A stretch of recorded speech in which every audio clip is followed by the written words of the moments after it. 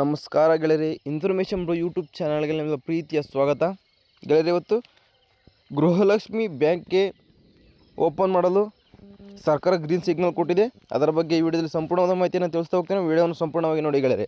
ಹಾಗೆ ಚಾನಲ್ ಇನ್ನೂ ಸಬ್ಸ್ಕ್ರೈಬ್ ಆಗಿಲ್ಲ ಅಂದರೆ ದಯವಿಟ್ಟು ಕೆಳಗಡೆ ಚಾನಲ್ ನೇಮ್ ಪಕ್ಕ ನಮ್ಮ ಚಾನಲ್ ನೇಮ್ ಪಕ್ಕ ಸಬ್ಸ್ಕ್ರೈಬ್ ಬಟನ್ ಇದೆ, ದಯವಿಟ್ಟು ಸಬ್ಸ್ಕ್ರೈಬ್ ಮಾಡ್ಕೊಳ್ಳಿ. ಹಾಗೆ ಬರ್ತಕ್ಕಂಥ ಬೆಲ್ ಐಕಾನ್ ಕೂಡ ಕ್ಲಿಕ್ ಮಾಡ್ಬೋದು. ಹಾಗೆ ವಿಡಿಯೋ ಇಷ್ಟ ಆದದರೆ ಒಂದು ಲೈಕ್ ಮಾಡಿ ಸ್ನೇಹಿತರೆ. ವಿಡಿಯೋನ ಮುಂದುವರಿಸ್ತಿದ್ದೇನೆ ನೋಡಿ. ಗೃಹಲಕ್ಷ್ಮಿ ಬ್ಯಾಂಕ್ಗೆ ಕರ್ನಾಟಕ ಸರ್ಕಾರ ಅಸ್ತು. ಗೃಹಲಕ್ಷ್ಮಿ ಬ್ಯಾಂಕ್ಗೆ ಸರ್ಕಾರ ಅಸ್ತು. ನೋಂದಣಿಯಾದರೆ ಮಾಸಿಕ 200 ರೂಗಳು ಠೇವಣಿ, 30,000ದಿಂದ 3 ಲಕ್ಷದವರೆಗೂ ಸಾಲ ಸೌಲಭ್ಯ ಸಿಗುವಂಥ ಅವಕಾಶ ಕೊಟ್ಟಿದ್ದಾರೆ. ಗೃಹಲಕ್ಷ್ಮಿ ಯೋಜನೆ ಫಲಾನುಭವಿಗಳಿಗೆ ಸರ್ಕಾರ ಬರೋಬ್ಬರಿ 3 ಲಕ್ಷ ರೂಪಾಯಿಗಳವರೆಗೆ ಸಾಲ ನೀಡುವ ಗೃಹಲಕ್ಷ್ಮಿ ವಿವಿಧೋದ್ದೇಶ ಸಹಕಾರ ಸಂಘ ಬ್ಯಾಂಕ್ ಸ್ಥಾಪನೆ ಮಾಡುತ್ತಿದೆ. ಸದ್ಯ ಅಧಿಕೃತವಾಗಿ ಬ್ಯಾಂಕ್ಗೆ ಸಚಿವ ಸಂಪುಟ ಇದಕ್ಕೆ ಗ್ರೀನ್ ಸಿಗ್ನಲ್ ನೀಡಿದೆ. ಹಲವು ನಿಯಮಗಳನ್ನು ತರಲಾಗುತ್ತಿದ್ದು, ಗೃಹಲಕ್ಷ್ಮಿ ಯೋಜನೆಯ ಫಲಾನುಭವಿಗಳಿಗೆ ಬರುತ್ತಿದ್ದ ಹಣ ಕಡಿಮೆಯಾಗಿ ನೇರವಾಗಿ ಬ್ಯಾಂಕ್ಗೆ ಜಮೆ ಆಗಲಿದೆ. 3 ಲಕ್ಷ ರೂಪಾಯಿಗಳು ಸಾಲ ಪಡೆಯುವುದು ಹೇಗೆ? ಹೆಚ್ಚಿನ ವಿವರವನ್ನು ಕೆಳಗಡೆಯಲ್ಲಿ ಮಾಹಿತಿಯನ್ನು ಕೊಟ್ಟಿದ್ದಾರೆ. ಅದರ ಬಗ್ಗೆ ಸಂಪೂರ್ಣವಾಗಿ ತಿಳಿಸ್ತಾ ಹೋಗ್ತೇನೆ. ವಿಡಿಯೋವನ್ನು ಸಂಪೂರ್ಣವಾಗಿ ನೋಡಿ ಸ್ನೇಹಿತರೆ. ಬೆಂಗಳೂರಿನಲ್ಲಿ ಗೃಹಲಕ್ಷ್ಮಿ ಬ್ಯಾಂಕ್ಗೆ ಕರ್ನಾಟಕ ಸರ್ಕಾರವು ಗ್ರೀನ್ ಸಿಗ್ನಲ್ ನೀಡಿದೆ. ನೋಂದಣಿ ಮಾಡಿಕೊಳ್ಳುವ ಮಹಿಳೆಯರಿಗೆ ಪ್ರತಿ ತಿಂಗಳು ಬರುವ 2,000 ರೂಗಳ ಪೈಕಿ 1,800 ರೂಗಳು ಖಾತೆಗೆ ಜಮೆಯಾಗಲಿದ್ದು, 200 ರೂಗಳು ಬ್ಯಾಂಕಿನಲ್ಲಿ ಠೇವಣಿ ಇರಲಿವೆ. 30,000ದಿಂದ 3 ಲಕ್ಷ ರೂಪಾಯಿವರೆಗೂ ಸಾಲ ಸೌಲಭ್ಯವನ್ನು ಈ ಒಂದು ಬ್ಯಾಂಕಿನಲ್ಲಿ ಮಹಿಳೆಯರಿಗಾಗಿ ನೀಡ್ತೇವೆ ಅಂತ ಇಲ್ಲಿ ಕೊಟ್ಟಿದ್ದಾರೆ. ನೋಡಿ, ನೀವೊಂದು ಬ್ಯಾಂಕ್ಗೆ ನೀವು ನೋಂದಣಿ ಮಾಡಿಕೊಂಡ್ರೆ ನಿಮಗೆ ಬರ್ತಕ್ಕಂಥ 2,000 ರೂಗಳಲ್ಲಿ 200 ರೂಪಾಯಿಯನ್ನು ಕಟ್ ಆಫ್ ಮಾಡ್ಕೊಂಡು ನಿಮ್ಮ ಅಕೌಂಟಿಗೆ ಜಮಾ ಮಾಡ್ಕೊಳ್ತಾರೆ.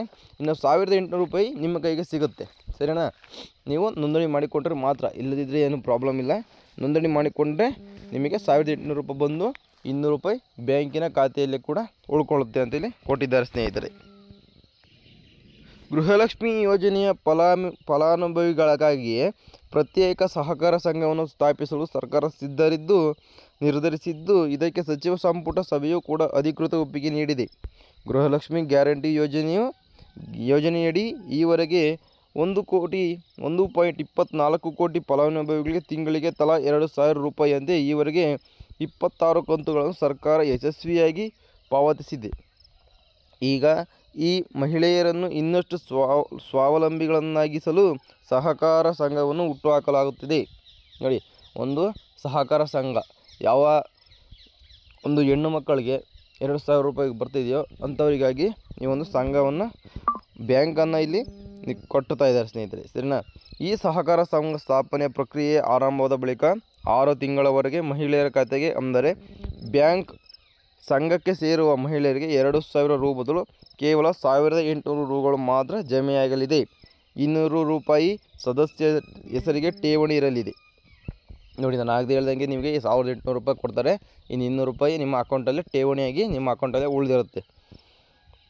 ಆತಂಕ ಪಡುವ ಅಗತ್ಯವಿಲ್ಲ. ಈ ಕಡಿತಗೊಂಡ ಮೊತ್ತವು ನಿಮ್ಮ, ಅಂದರೆ ಸದಸ್ಯರ ಖಾತೆಯಲ್ಲಿ ಭದ್ರವಾಗಿ ಉಳಿತಾಯದ ರೂಪದಲ್ಲಿ ಇರಲಿದೆ. ಸೇವಿಂಗ್ಸ್ ಆಗಿ ನಿಮ್ಮ ಅಕೌಂಟಲ್ಲೇ 200 ರೂಪಾಯಿ ಇರುತ್ತೆ. ಯಾವ ಬೇಕಾದರೂ ನೀವು ತೊಗೋಬೋದು ಅದನ್ನ. ಇನ್ನು ಗೃಹಲಕ್ಷ್ಮಿ ಬ್ಯಾಂಕ್ ಸದಸ್ಯತ್ವ ಪಡೆಯುವುದು ಹೇಗೆ? ಈ ಬ್ಯಾಂಕಿನ ಸದಸ್ಯತ್ವವನ್ನು ಪಡ್ಕೊಳ್ಳೋದು ಹೇಗೆ ಅಂತ ಇಲ್ಲಿ ಕೊಟ್ಟಿದ್ದಾರೆ. ಗೃಹಲಕ್ಷ್ಮಿ ಬ್ಯಾಂಕಿನ ಸಾಲ ಸೌಲಭ್ಯ ಪಡೆಯಲು ಮಹಿಳೆಯರು ಮೊದಲು ಹಣ ಕಟ್ಟಿ ಶೇರ್ ಹೋಲ್ಡರ್ಸ್ ಆಗಬೇಕಿದೆ. ನೋಡಿ, ಒಂದು ಬ್ಯಾಂಕ್ನ ಸಾಲ ಸೌಲಭ್ಯವನ್ನು ನೀವು ಪಡ್ಕೋಬೇಕಂತಂದರೆ ಹಣ ಕಟ್ಟಿ ಮೊದಲು ನೀವು ಶೇರ್ಗೆ ಹೋಲ್ಡರ್ಸ್ ಆಗಿರಬೇಕು. ಅದೊಂದು ಬ್ಯಾಂಕಿಗೆ, ಅಂಥವರಿಗೆ ಸಾಲ ಸೌಲಭ್ಯ ಸಿಗುತ್ತೆ. ಮಹಿಳಾ ಮತ್ತು ಮಕ್ಕಳ ಅಭಿವೃದ್ಧಿ ಇಲಾಖೆ ತೀರ್ಮಾನಿಸಿರುವಂತೆ ಫಲಾನುಭವಿಗಳು ಸದಸ್ಯತ್ವ ಪಡೆಯಲು ಒಂದು ಬಾರಿಗೆ 1,250 ರೂಪಾಯಿಗಳನ್ನು ನೀಡಬೇಕು. ನೋಡಿ, ನೀವು ಫಸ್ಟಿಗೆ ಶೇರ್ ಹೋಲ್ಡರ್ಸ್ ಆಗಬೇಕಂತಂದರೆ 1,250 ರೂಪಾಯಿನ ನೀವು ಬ್ಯಾಂಕಿಗೆ ಕಟ್ಟಿ ನೀವು ಶೇರ್ ಹೋಲ್ಡರ್ಸ್ ಆಗಿರಬೇಕು. ಅಂಥವ್ರಿಗೆ ಸಾಲ ಸೌಲಭ್ಯ ಸಿಗುತ್ತೆ. ಇದರಲ್ಲಿ 1,000 ರೂಪಾಯಿ ಷೇರು ಹಣ ಕೂಡ ಇರಲಿದೆ. ಇದಲ್ಲದೆ ಮೇಲೆ ಹೇಳಿದಂತೆ ಪ್ರತಿ ತಿಂಗಳು 200 ರೂಪಾಯಿಯಂತೆ ಕನಿಷ್ಠ 6 ತಿಂಗಳವರೆಗೆ ಉಳಿತಾಯ ರೂಪದಲ್ಲಿ ಜಮೆ ಮಾಡಬೇಕು. ನೋಡಿ, ಕನಿಷ್ಠವಾಗಿ ನೀವು 6 ತಿಂಗಳಾದರೂ ಕೂಡ ನೀವು ಒಂದು 200 ರೂಪಾಯಿನ ನೀವು ಅಕೌಂಟಲ್ಲಿ ಜಮಾ ಮಾಡಬೇಕಾಗುತ್ತೆ. ಸರಿನಾ? 6 ತಿಂಗಳು ಉಳಿಸಿರಬೇಕು 200 ರೂಪಾಯಿನ. ಆದರೆ ಹಂಗಾದರೆ ಮಾತ್ರ ನಿಮಗೆ ಒಂದು ಶೇರ್ ಸಿಗುತ್ತೆ ಇದರಲ್ಲಿ, ಈ ಬ್ಯಾಂಕಿನಲ್ಲಿ, ಸರಿನಾ. ಮತ್ತು ಮುಂದೆ ಯಾರು ಈ ರೀತಿ ನಿರಂತರವಾಗಿ ಉಳಿತಾಯ ಮಾಡುತ್ತಾರೋ ಅವರು ಮಾತ್ರ ಮುಂದೆ ಭಾರಿ ಮೊತ್ತದ ಸಾಲ ಪಡೆಯಲು ಅರ್ಹರಾಗಿರುತ್ತಾರೆ. ನೋಡಿ, ಈ ಥರ ಮೊದಲು 1205 ರೂಪಾಯಿ ಯಾರು ಕಟ್ಟಿ ಶೇರ್ ತಗೊಂತಾರೋ ಮತ್ತು 6 ತಿಂಗಳವರೆಗೂ ಯಾರು 200 ರೂಪಾಯಿನ ನೀವು ಯಾರು ಮೊತ್ತವಾಗಿ ಉಳಿಸ್ಕೊತೀರೋ ಅಂಥವರಿಗೆ ಭಾರಿ ಮೊತ್ತದ ಸಾಲ ಸೌಲಭ್ಯಗಳು ಸಿಗತ್ತೆ ಅಂತೇಳಿ ಮಾಹಿತಿಯನ್ನು ನೀಡಿದ್ದಾರೆ. ನೋಡಿ, ಮಹಿಳೆಯರಿಗೆ 3 ಲಕ್ಷದವರೆಗೂ ಸಿಗಲಿದೆ ಸಾಲ. ಈ ಸಂಘದ ಅತಿ ದೊಡ್ಡ ಲಾಭ ಎಂದರೆ ಅದು ಸಾಲ ಸೌಲಭ್ಯಗಳು. ಸದಸ್ಯರಿಗೆ ಅತ್ಯಂತ ಕಡಿಮೆ ಬಡ್ಡಿ ದರದಲ್ಲಿ 30,000ದಿಂದ ಹಿಡಿದು ಬರೋಬ್ಬರಿ 3 ಲಕ್ಷ ರೂಪಾಯಿವರೆಗೆ ವೈಯಕ್ತಿಕ ಸಾಲ ಒದಗಿಸುವುದು. ರಾಷ್ಟ್ರೀಕೃತ ಬ್ಯಾಂಕ್ಗಳಿಗೆ ಸಮನಾಗಿ ವಾರ್ಷಿಕ 7% 9% ಅಥವಾ ಅದಕ್ಕಿಂತ ಕಡಿಮೆ ದರದಲ್ಲಿ ಸಾಲ ನೀಡಲು ಉದ್ದೇಶಿಸಲಾಗಿದೆ.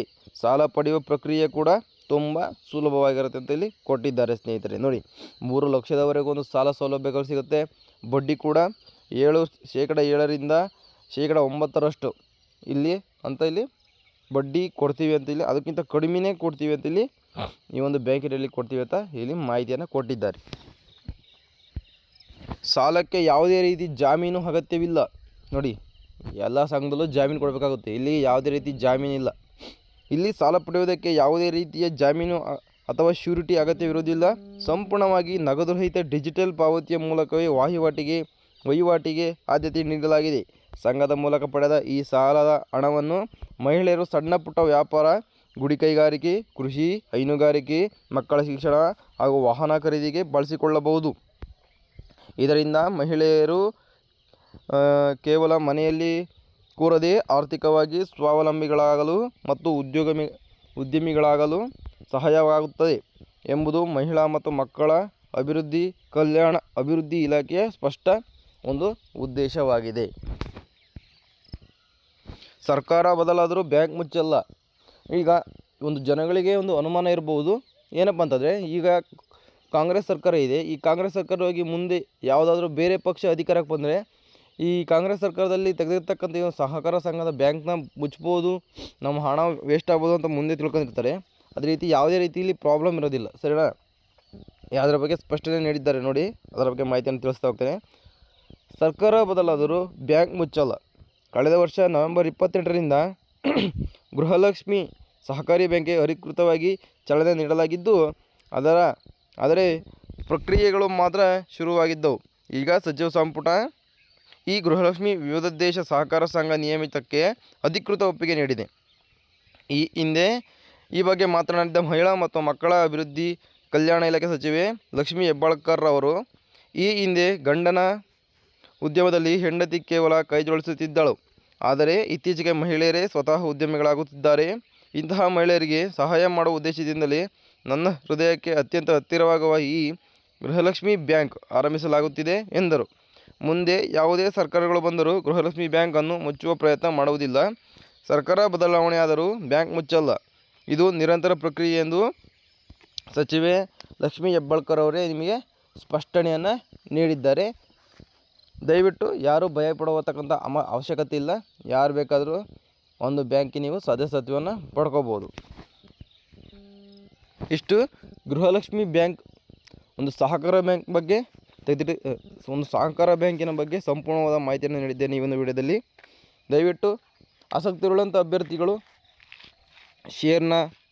ಶೇರ್ನ ತಗೊಬೋದು. ನೀವು ಕೂಡ ಒಂದು ಗೃಹಲಕ್ಷ್ಮಿ ಬ್ಯಾಂಕಲ್ಲಿ 3 ಲಕ್ಷದವರೆಗೂ ಸಾಲ ಸೌಲಭ್ಯಗಳು ಸಿಗುತ್ತೆ ಅಂತ ಇಲ್ಲಿ ಕೊಟ್ಟಿದ್ದಾರೆ. ಇಷ್ಟು ಈ ಒಂದು ವಿಡಿಯೋ ಬಗ್ಗೆ ಸಂಪೂರ್ಣವಾದ ಮಾಹಿತಿ ಸಿಗ್ತೀನಿ. ಇದೇ ರೀತಿ ಇನ್ಫಾರ್ಮೇಷನ್ ತಗೊಂಡು ನಮ್ಮ ಚಾನಲಲ್ಲಿ ಎಲ್ಲ ರೀತಿಯ ಜಾಬ್ಗಳ ಬಗ್ಗೆ ಮಾಹಿತಿಯನ್ನು ತಿಳಿಸ್ತಾ ಇರ್ತೇವೆ. ದಯವಿಟ್ಟು ಚಾನಲ್ ಸಬ್ಸ್ಕ್ರೈಬ್ ಆಗಿಲ್ಲ ಅಂದರೆ ದಯವಿಟ್ಟು ಕೆಳಗಡೆ ಚಾನಲ್ ನೆನಪಾಗ ಸಬ್ಸ್ಕ್ರೈಬ್ ಮಾಡಿದೆ, ಸಬ್ಸ್ಕ್ರೈಬ್ ಆಗಿ. ಹಾಗೆ ವಿಡಿಯೋ ಇಷ್ಟವಾದರೆ ಒಂದೇ ಲೈಕ್ ಮಾಡಿ ಗೆಳೆಯರೆ. ಸಿಗ್ತೀನಿ ಮುಂದಿನ ವಿಡಿಯೋದಲ್ಲಿ. ಅಲ್ಲಿವರೆಗೂ ಬಾಯ್.